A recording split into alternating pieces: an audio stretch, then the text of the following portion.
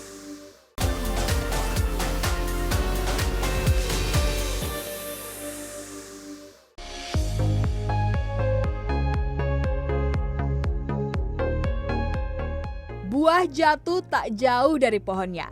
Pepatah ini juga pas menggambarkan profesi dan karir seorang Dito Sitompul yang tak lain merupakan anak pengacara kondang Hotma Sitompul.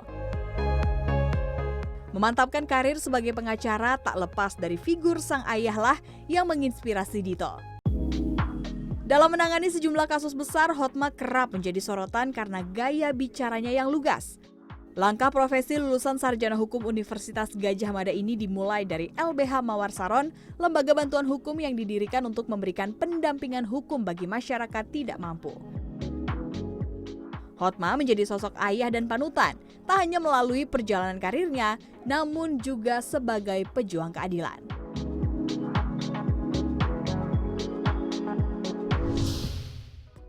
Kalau kita berbicara mengenai perjalanan karir dan profesi, kebanyakan atau contoh nyatanya tidak terlalu jauh atau tidak lepas dari profesi orang tuanya sendiri. Salah satunya adalah profesi lawyer atau pengacara. Seperti pengacara muda, ini mungkin kalau ngelihat dia tuh kayak ngeliat bapaknya. Kayak kenal bapaknya udah dari zaman dulu. Ada anak dari Bang Hotma Sitompul, ada Dito Sitompul. Halo. Dito apa kabar? Baik, puji Tuhan, sehat. Hebat ya.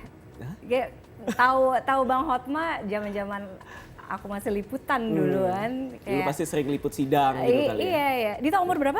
Aku sekarang 35 tahun. 35 tahun. Iya. Jadi udah jadi pengacara di profesi ini. For almost 10 years lah. Iya, 10 tahun lebih lah. Lulus soalnya 2013. Ya, Jadi 10 tahun pengacara lebih. itu tekanan dari papa? Atau Pastinya ada inspirasi dari Bapak ya. halus ya Mbak, inspirasi. Bukan gitu. tekanan, oke. Terinspirasi. Meneruskan legacy papa gitu. Iya, Atau ada memang- salah satunya, ya pasti nggak bisa bohong juga lah. Kalau besar peran dari Papa. Dulu pas zaman SMA, mau milih mata kuliah pun juga Papa pasti ya akan mengarahkan kan secara tidak langsung. Cuman emang timbul dari hati saya juga, ya udah saya mau coba dunia hukum. Karena saya melihat ya Papa hari-hari bekerja seperti apa kan. Jadi long story short, akhirnya saya waktu itu masuk ke Universitas Gadjah Mada di tahun 2009. Oke, tapi pernah ada ucapan dari Bapak, kamu harus jadi pengacara gitu? Enggak sih, Enggak. Papa sih lebih membebaskan, cuman mengarahkan. Nah, dia nggak pernah kayak, Dito kamu harus ya, nggak pernah. Ya, Dia pernah. tipe yang ya let it Tapi Bapak flow, teman keras, cuman ya kan? tetap mengarahkan, udah kelihatan dia mau mengarahkan. Oh, Iya. oke. Kalau ke anak-anak sih keras sih enggak ya, Enggak. lebih tegas mungkin. Kalau keras sih enggak, dia karena nggak pernah ngomong kasar apa gitu enggak. Halus aja ngomongnya. Nah itu yang bikin kan, aduh Nyes gimana nih? ya. Nyes. Oke, inspirasi tentunya dari Papa karena mungkin ngelihat dari kecil gimana Iya. perjalanan Papa gitu. Artinya banyak bertukar pikiran, ya pasti soal- dong. Pastinya ya. Jadi mentor soal- terbaiknya pasti Papa sendiri iya, kan? Iya, tentu pasti Papa sendiri yang benar-benar mentorin saya sejak saya lulus dulu. Dulu mungkin awal saya sempat juga kerja di corporate law firm, cuman bentar aja habis itu akhirnya Papa bilang, udah kamu coba di LBH, LBH Mawar Saron. Akhirnya saya lanjut ke LBH Mawar Saron waktu itu. Dan saya ngelihat bagaimana kesulitannya banyak masyarakat yang nggak mampu itu untuk mendapatkan akses keadilan. Dan di LBH itu kan benar-benar terpampang nyata ya. Banyak klien yang datang dan hari-hari ya emang kerjaannya kita sidang untuk ngurusin perkara yang orang-orang tidak mampu. Dan itu kan ibaratnya semakin mengais hati ya. Like father like son, menyandang nama Sitompul Iya. dan orang-orang tahu pasti anak Betul. Mas Sitompul, pressure nggak? Nah, dulu Karena orang pasti jujur, akan comparing, iya, kan? Dulu kan comparing. Dulu ada tuh seakan-akan kayak saya harus mengalahkan Papa, saya harus lebih dari Papa. Ibaratnya kan seperti itu. Cuman kembali lagi ternyata identitas saya tuh bukan diukur dari pekerjaan saya. Sekarang saya udah melihatnya di sisi itu. Bahwa saya nggak mau melihat diri saya sendiri, identitas saya tuh dari pekerjaan, apa sebagai lawyer gitu. Karena kalau misalnya saya melihat identitas dari pekerjaan, pasti ujungnya saya akan comparison. Saya akan mulai membandingkan dengan papa saya atau dengan rekan kerja saya atau dengan anak-anak pengacara yang lain. Pasti ujungnya akan membandingkan. Nah, saya nggak mau seperti itu. Makanya saya tahu bahwa identitas saya bukan dari pengacara saya. Jadi saya mau ya menjalankan dengan talenta apa yang Tuhan telah berikan kepada saya dengan maksimal yang saya bisa. Gitu aja. Oke, jadi kalau misalkan, pasti kan orang akan punya anggapan gini, Ya iyalah itu privilege anaknya Hormat Iya. Sitompul. Nah itu ada, saya selalu dikasih tahu gini, dari hati kan timbul, ibaratnya kayak apa yang dari hati itu akan timbul kan. Jadi kalau misalkan orang nggak bisa menjaga mulutnya atau ibaratnya selalu membandingkan kita, kan kita nggak bisa. Itu bukan tanggung jawab kita untuk ngatur orang itu. Cuman tugas kita apa? Yang mengatur ekspektasi hati kita. Karena ujungnya kalau misalnya kita melihat orang lain, perkataan orang lain, comparison dari orang lain, atau cacian orang lain, yang ada kita overwhelmed terus, ya burn out terus. Tapi pernah ada yang skeptis kayak gitu? Ya pasti ada. Pasti ada. Tapi saya nggak mau dengar. Masalahnya ya saya tahu identitas saya seperti apa, saya tahu bisa menjaga hati saya, jadi saya nggak mau dengerin yang kayak gitu sih. Iya sih, oke. Jadi pengacara berarti memang tentu ada andil dari orang tua, Iyalah, ada andil pasti. dari papa, ada di situ. Terus tapi memang panggilan hati juga. Oh Iya. ternyata memang di sini passionnya ini yang Ya, menggerakkan. karena benar-benar yang dulu kalau boleh sharing sedikit, setelah saya S2 saya sempat tuh di tahun 2015 ke 2016 saya lulus S2 di UK, saya pulang tiba-tiba saya bilang ke papa, saya nggak mau jadi lawyer deh kayaknya. Oh iya? Iya, ada Sempat ngomong gitu? Ada sempat karena ada keprihatinan kayak melihat kondisi hukum yang porak-poranda, nggak semakin betul juga. Saya berasa kayak ngapain lah sih jadi lawyer, udah hancur juga ibaratnya kayak gitu. Terus tau nggak saya mau jadi apa? Saya mau jadi fotografer. Karena hobi saya fotografi. Jauh ya? Itu hobi aja. Cuman lambat laun saya memikirkan lagi. Ternyata kalau saya hanya menjalankan kehidupan ini untuk kemauan saya aja, itu kayaknya egois ya, self-centered banget. Sedangkan saya tahu saya ini harus menjadi terang dan garam buat orang-orang di sekitar saya. Dan kalau saya tahu bahwa Tuhan memberikan sekarang ini kepercayaan yaitu LBH maupun kantor komersil, berarti kan ada sesuatu yang emang Tuhan mau saya jalankan. Legacy apa yang saya mau lanjutkan. Ya. Jadi akhirnya waktu itu sempat juga kayak berseteru sama papa. Cuman habis itu akhirnya saya kayak take time. Akhirnya saya lihat kembali bahwa ternyata kehidupan ini bukan untuk saya aja. Emang kalau Tuhan Itu udah titik balik ya? Itu titik balik bahwa kalau kamu udah emang dilahirkan seperti ini, itu bukan your choice juga. Kamu dilahirkan sebagai anak Hormat Sitompul, berarti kamu punya panggilan lebih lagi nih. Yang pastinya apa? Ya untuk menjadi terang dan garam. Dan sekarang saya percaya bahwa melalui LBH ini, bahkan setelah papa udah nggak ada, menurut saya legacy yang papa tinggalkan yang terbesar buat saya itu lembaga bantuan hukum ini. Oke. Gitu. Ini juga sekaligus mematahkan persepsi kalau di luar sana pengacara yang udah punya nama itu pasti rate cardnya mahal. Iya, mungkin kalau misalkan ada nama, tentu kalau dari segi komersial pasti ada karena itu ujungnya kan bisnis, bukan sosial ya, bukan yayasan. Kalau LBH kami murni lembaga bantuan hukum, murni gratis dari awal sampai akhir kita melakukan pembelaan dari tingkat kepolisian, kejaksaan sampai dengan persidangan itu full gratis, nggak akan pernah kita minta klien bayar. Tadi Dito sempat mention ada titik di mana tidak mau menjadi pengacara karena Iya. alasannya distrust ya. Iya. Ya, kayak ini kita masih bisa percaya hukum. Nah, itu mungkin gambaran yang terjadi sekarang. Itu kan Iya. 2015. Iya. Dan sekarang 11 tahun kemudian ya kan, itu yang gambaran yang kita tangkap paling tidak sebagian besar masyarakat. Apakah kita masih bisa dan harus percaya dengan hukum? Apakah keadilan itu tetap ada? Bagaimana para penegak hukum, pengacara, jaksa, kepolisian, semuanya? Ya, kalau saya melihat bagaimanapun kan kita harus bisa menjadi terang ya. Even pun lilin kecil aja mungkin kalau di tengah kegelapan dia akan bisa jadi bersinar kan. Jangan sampai dengan hadirnya kita justru kita memperburuk keadaan itu. Justru kita harus bisa menjadi terang di tengah-tengah kegelapan yang orang bilang ini udah hancur, ini nggak ada pengharapan. Justru kita harus memberikan pengharapan. Betul sulit menghadapi itu semua. Berjalan dengan kekuatan sendiri pun itu sulit. Makanya kita butuh Tuhan untuk bisa bantu kita sebenarnya. Dan saya percaya banget karena saya percaya terhadap spiritual juga. Ya saya menjalankan semua ini harus bersama dengan sosok yang lebih besar yaitu Tuhan sendiri yang bisa membuat saya bisa terus berdampak. Karena pada ujungnya saya pikir keadaan hukum saya yakin dan even dalam keadaan dunia tidak akan makin baik. Tidak akan makin baik. Tapi bagaimana kita sebagai pribadi ya tetap bisa menjadi terang, bisa menjadi garam buat orang-orang di sekitar kita aja sih. Iya, Ujungnya. tapi Papa meninggal pada umur 75 ya di tahun 2020 lima ya, Iya, mungkin sekitaran 2025. setahunan yang Setahun, lalu. iya. Oke, tapi menuju. Tapi kan waktu itu emang udah sakit Udah juga kan, sakit, udah sakit. betul. Kurang lebih udah 2 tahunan lah. Mungkin pernah ada pesan gitu ya dari Papa bahwa ya tantangan kedepannya kamu akan lebih sulit Pasti. lagi. Dia pun juga kondisi gitu. hukumnya, Iya. ya kan? Ya, itu udah. Udah dia selalu bilang juga selama dia menjadi pengacara 35 tahun lebih dia menganggap bahwa ini nggak makin lebih baik. Dia melihat sendiri makin berantakan. Cuman ya dia tetap berpesan kepada kami bahwa jangan putus asa. Ya tetap berpengharapan lah. Apa yang mau disampaikan untuk anak-anak muda? Karena kan Dito memulainya pun Iya. di usia yang sangat muda ya, yang harus masih bisa menumbuhkan trust-nya, kepercayaan bahwa hukum masih bisa tetap ditegakkan, keadilan tetap ada, Iya. bisa jadi penegak hukum yang ideal, ya kan, Mungkin walaupun dengan kalau kondisi saya bisa sekarang. di awal, kalau saya bisa memberikan nasihat juga kepada teman-teman yang mungkin yang baru lulus, bekerjalah dengan hati dan kalau bisa mulai dari LBH gitu.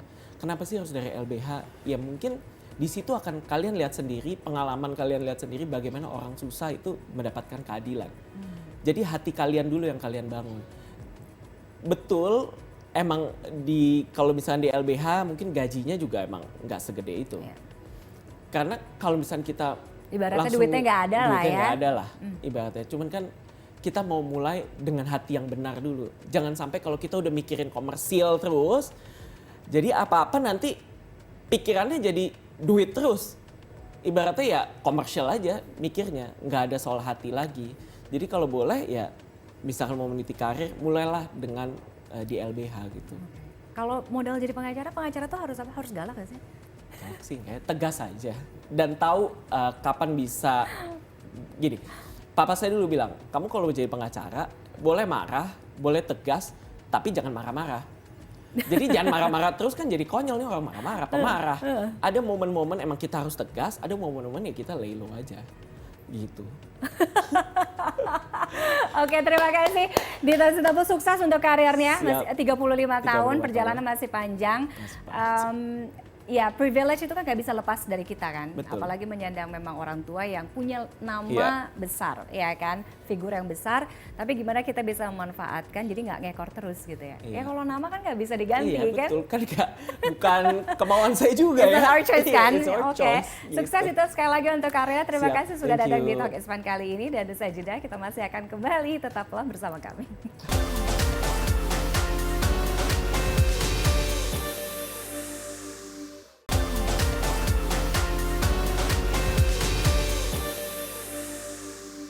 Kembali lagi masih bersama Talk is Fun dan kini saatnya kita simak Hot Topics, berita terpopuler dari cnnindonesia.com pekan ini.